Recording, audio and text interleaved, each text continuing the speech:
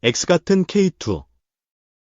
6발 쏘면 고장나 한 스렉 이소총 팔았다. 비웃던 중국 K2 탄창 뽑자 K2 초대박난 이유. K2 전차를 1000대 수입하기로 한 폴란드가 올해 말까지 180대를 추가로 도입하는 계약을 현대로템과 체결할 수 있다는 전망이 나온다. 폴란드는 2022년 8월 K2 전차 180대를 수입하는 1차 계약을 현대로템과 체결했고 올해 1분기까지 46대를 받았다. 당시 180대의 계약 금액은 약 4조 5천억 원이었다. 현대로템과 동일한 시기에 1차 계약을 맺은 한화에어로스페이스, 당시 한화디펜스는 작년 12월 K9 자주포과 올해 4월 천무 다연장 로켓 추가 계약을 체결했으나 현대로템은 폴란드 정부와 협상이 길어지면서 추가 계약을 하지 못했다. 현대로템과 폴란드는 남은 물량 중 일부를 폴란드에서 생산하고 기술 일부를 이전하는 방향으로 협상을 이어오고 있다. 24일 외신에 따르면 파베오 베이다 폴란드 국방부 차관은 최근 인터뷰에서 K2 전차 180대를 추가로 조달하는 2차 실행 계약에 대한 협의를 즉시 시작할 계획이다. 이 계약은 폴란드 정부의 국군지원기금 적용 가능성이 확인되는 대로 올해 말 체결될 것으로 예상한다고 밝혔다. 앞서 현대로템은 2022년 7월 폴란드 군비청과 총 1000대의 K2 전차 수출 기본계약 프레임워크를 체결했다. 이어 같은 해 8월 180대를 납품하는 1차 실행 계약을 맺었다. 기본계약은 구속력 없이 대략적인 규모만 합의하고 실행 계약은 구속력을 가진다. 1차 실행 계약분인 180대는 K2GF, K2가 필러로 불리며 한국 육군이 사용하는 장비와 동일한 사양으로 현대로템 창원 사업장에서 생산해 폴란드에 납품한다. 당시 폴란드는 러시아가 우크라이나를 침공하자 국방력을 빠르게 보완하기 위해 이런 결정을 내렸다. 현대로템은 2025년까지 1차 계약분 180대 납품을 마칠 계획이다. 2차 계약이 체결되면 성능 개량형 모델인 K2PL, K2 폴란드, 이 납품될 전망이다. K2PL은 K2GF를 운용 중인 폴란드군의 의견을 반영하면서 개발하고 있다. K2PL의 차체와 내부 구조는 기존 형태를 유지할 가능성이 크고 일부 성능이 추가될 것으로 보인다. K2PL에는 적군의 대전차 무기를 탐지 파괴하는 하드킬 능동방호장치 에일스와 상부에 장착된 포탑을 무인화할 수 있는 원격 사격 통제체계 RCWS가 탑재된다. 외부의 장갑을 덧대 방호력을 높이고 적군의 드론 공격을 방해하기 위한 제머, 전파 교란 장치 제머도 추가한다. 이 때문에 무게는 기존 57톤 T에서 최대 63톤으로 늘어날 전망이다.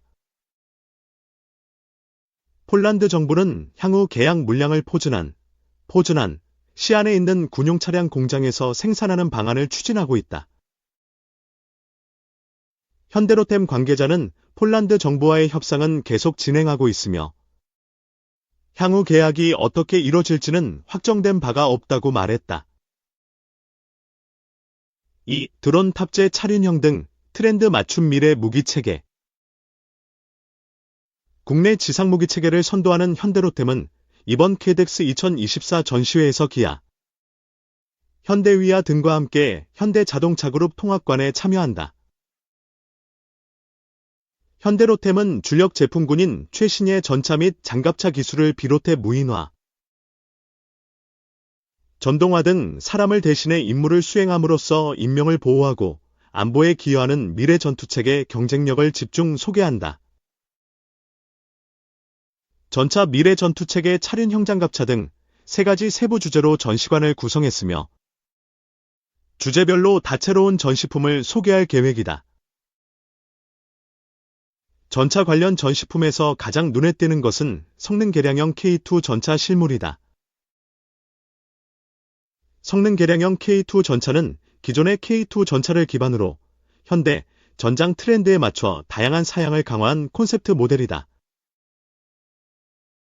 다양한 외부 위협으로부터의 생존성을 강화한 점이 가장 큰 특징이다. 최근 전장의 위험 요소로 떠오른 드론 공격에 대비하기 위해 제머도 탑재했다. 드론 제머는 전파를 교란해 드론의 정상적인 기동을 방해해 추락시킬 수 있는 장비다. 또 대전차 로켓 및 미사일 등 위협체를 요격해 무력화할 수 있는 능동 방호 장치를 달아 기존 대전차 무기에 대한 대응력을 증대시켰다. 주변 상황에 대한 관측 능력을 높여주는 360도 전장 상황 인식 장치를 적용해 도시 및 산악 지역에서의 작전 시에도 넓은 시야를 확보할 수 있다. 아울러 원격 사격 통제 체계 RCWS를 통해 차량 외부로 몸을 노출하지 않고도 정밀한 사격이 가능해 승무원의 생존성과 전투 효율성을 높였다. 현대로템은 관람객들의 전차에 대한 이해도를 높일 수 있도록 다양한 전시 콘텐츠를 준비했다. 헤러티지 1984 전차 역사관을 꾸며 수십 년간 쌓아온 현대로템의 전차 개발 역사를 담은 영상을 대형 스크린을 통해 감상할 수 있도록 한다. 1984년은 현대로템이 첫 한국형 전차인 K1 전차를 개발한 연도다. 또 관람객들이 2인 1조로 직접 K2 전차를 조종해적 전차와 교전해 볼 수 있는 전차 체험기기를 비치해 실제 전장에 들어온 것처럼 생동감 넘치는 체험을 할 수 있도록 했다. 현대로템 전시관에는 첨단 무인화, 전동화 기술이 집약된 미래 전투체계 제품들도 포진돼 있다. 세계 최초로 실물이 공개되는 4세대 다목적 무인 차량 헬셰르파, 스저페를 필두로 무인체계 경쟁력을 알린다. 헬셰르파는 인공지능, AI, 자율주행은 물론 내구성, 안전성, 디자인 등 차량 제조의 근간이 되는 제조 기술까지 현대자동차그룹과의 협업을 통해 개발된 다목적 무인 차량이다. 전동화 기반의 무인 차량 특성을 살려 군인을 대신해 감시, 정찰, 전투, 부상병 및 물자 이송 등 다양한 임무를 수행할 수 있는 확장성을 지녔다. 현대로템은 1세대 최초 개발 시제품부터 이번에 최초로 실물을 선보이는 4세대 모델까지 6년 이상 연구개발을 거쳐 헬셰르파의 품질과 성능을 진화시켜왔다. 4세대 헬셰르파는 이전 세대 대비 차량 높이를 낮춰야지 주행 안정성을 확보하면서도 지면과 차량 바닥면 사이의 높이는 높여 장애물 극복 능력을 개선하는 등 성능에서도 발전된 면모를 갖췄다. 아울러 유무인 복합체계 운용 개념이 반영된 차세대 전차 콘셉트 모델을 통해 현대로템이 그리는 미래 전차의 모습을 제시한다. 현대자동차 디자인센터와 협업해 디자인된 차세대 전차는 스텔스 형상이 구현됐으며 차체 곳곳에 벌집 형상의 육각형 장갑을 적용해 방어력과 공간 효율성을 높인 것이 특징이다.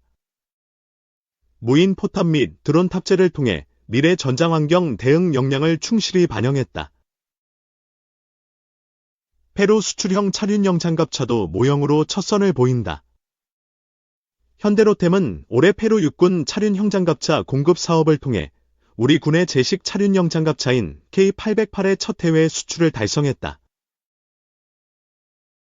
페루 수출형 차륜형 장갑차는 K808을 기반으로 하부 방호력이 강화된 모델로 야지에서도 우수한 기동력을 바탕으로 신속한 병력 수송이 가능하다.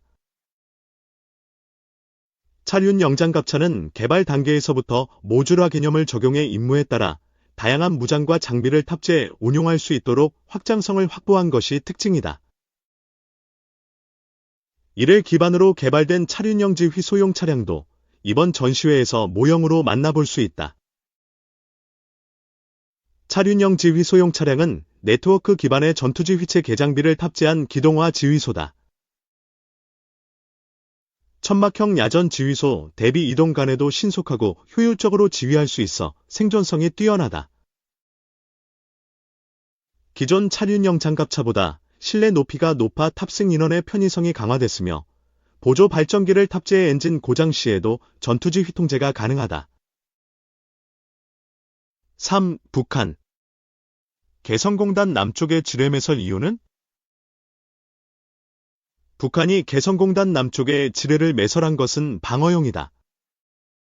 남한을 휴전 상태의 적대국이라고 했지만 남측에서 먼저 침공하지 않는 이상 북한이 먼저 전쟁을 일으키는 일은 없을 것이다. 북한 사정에 정통한 장백산 해외동 포지원사업단 이사장은 북한이 개성공단 남쪽에 올해 초 지뢰를 매설하고 흙을 덮는 작업을 한 것에 대해 이같이 말했다. 군 관계자는 25일 북한이 개성공단 아래 지역의 과거 지뢰 매설 등 작업 후 복토를 했고 방벽 형태 구조물은 없는 것으로 알고 있다고 말했다. 지뢰 매설은 올해 초쯤 이뤄진 것으로 전해졌다. 이날 미국 의소리 방송은 25일 남측 파주에서 개성공단으로 향하는 경의선 도로 북쪽 구간에 북한이 방벽을 설치했다고 보도했다. 민간 위성 서비스 플래닛 랩스가 지난달 촬영한 사진을 토대로 북한 쪽 경의선 구간의 벽 3개에서 4개가 15m 간격으로 세워진 것으로 식별했다고 밝혔는데 군은 해당 구조물이 방벽이 아니라고 분석했다.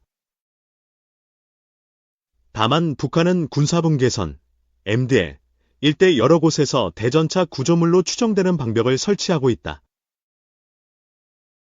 올해 1월에는 경의선 동해선 도로에 지뢰를 매설하고 4월에는 가로등도 없앴으며 6월과 7월에는 각각 동해선과 경의선 철로를 철거했다.